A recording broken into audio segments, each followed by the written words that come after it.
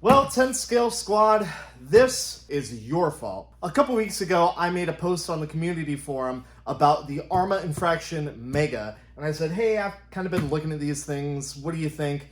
For 100 likes on this post, I'll buy one.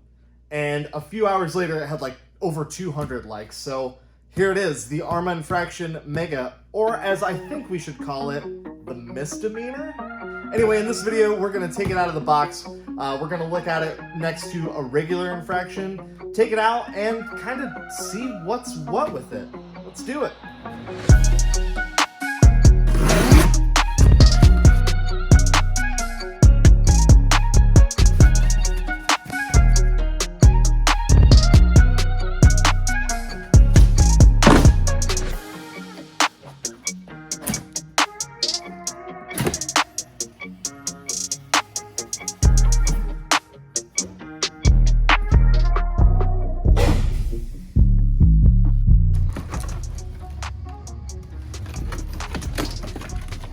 Oh man, it's in here tighter than the lid on a pickle jar. I need tools. How in the world are you supposed to freaking... Well, I was trying to make this a wonderful cinematic unboxing experience, but jeez. Here it is. Here it is. And whoo, I gotta say, it looks cool, man. The blue, right? That's blue, right? Red, white, and blue. The blue is like really metallic. That new RC smell. Do you guys know what I'm talking about, or are you normal? Here it is, Arrma Infraction MEGA, over $300. It's got a brushed motor. I'm pretty sure it comes with a nickel metal hydride battery. I have not. I mean, I've seen the pictures, but I haven't seen one in person. So this is my first experience with it. And, yep, that's a brushed system, all right. So apparently these diffs can handle up to 4S. So the diffs are pretty stout. And here we've got our Arrma 9-turn, big old brushed motor, because, hashtag brushed motors matter. But the electronics, they're really nothing spectacular. Yeah, here's your 3300 milliamp Dynamite Speed Pack nickel metal hydride hump pack.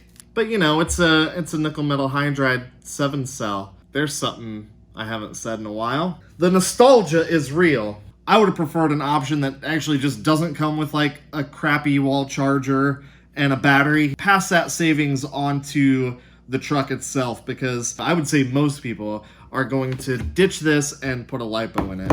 I hope I don't have to use the included wall charger, because I'm sure that is just going to be trash. Yeah, here we go. Here we go. Why even include this? Horizon Hobby is basically saying, here, you throw this in the trash for us. Current 12 amp? I have no idea. Just do it. It's a smart charger, it'll be fine, right? The SPX3 transmitter, not a bad transmitter, definitely not my favorite, but for a brushed vehicle, this is totally fine.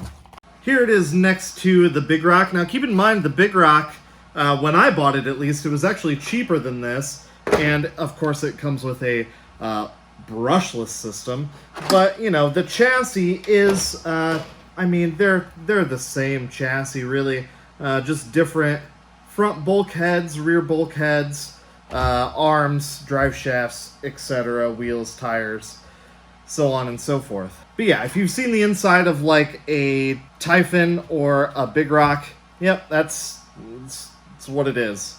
And here she is next to a real infraction, not the misdemeanor. Yeah, here it is. I mean, basically, yeah, they really don't share any parts at all, do they? No. Yep, I'm going to go out on a limb and say that nothing is interchangeable. The Infraction, of course, this is the V2, so it has all the fancy stability control, the e-brake. Of course, it's 6S with its beautiful big old brushless system in it. And yeah, you get none of that on the Infraction Mega. But look at it. I mean, it's like a little brother. It's so cute. I guess we should probably go see how fast it is. The box claims 30 mile an hour. That seems pretty unlikely to me. Maybe with a lipo in it? I don't know. But I'm sure you didn't want me to get this so you could just hear me talk about it. You probably wanted me to get this so you could see some of that beautiful bean footage. So cue the music. There it is. Let's go!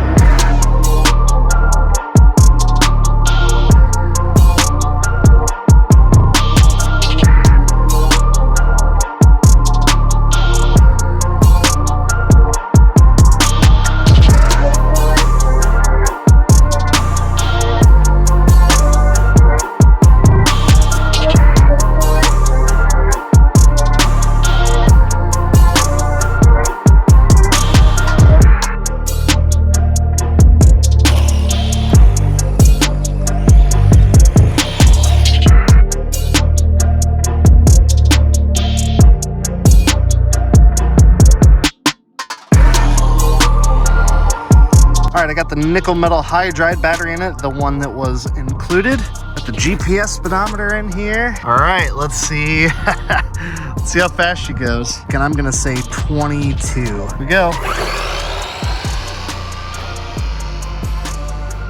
Yeah, not fast. That's wide open. Survey says 22. Booyah! Guys, I promise I did not do the speed run before I made that prediction. I'm just that good.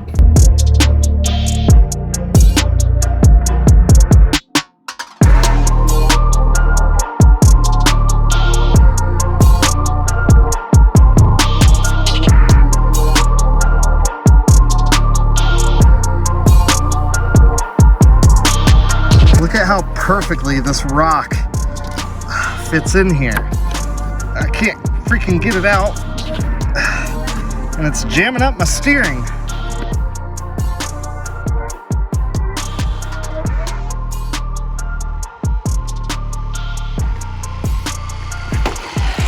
$2S lipo time.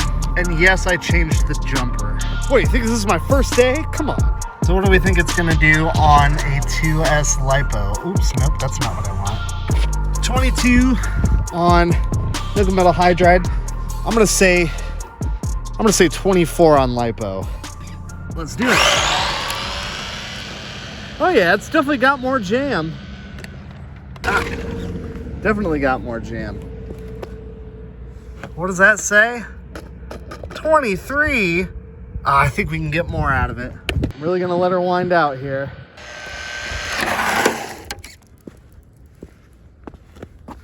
Well, 23, that's all she wrote. So that's kind of an interesting result. A lipo battery was only good for 1 more mile an hour. It definitely has more aggressive acceleration though. So what do we think about the mini infraction, the infraction mega, or of course the misdemeanor? You know, in the promotional video, they show this thing rallying through gravel and like doing some light off-roading.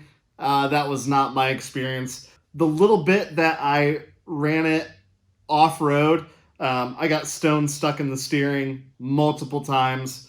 Yeah, it's brushless. It's not very fast. Yeah, the battery that it comes with is not super useful, short runtime. The charger that it comes with is literally trash.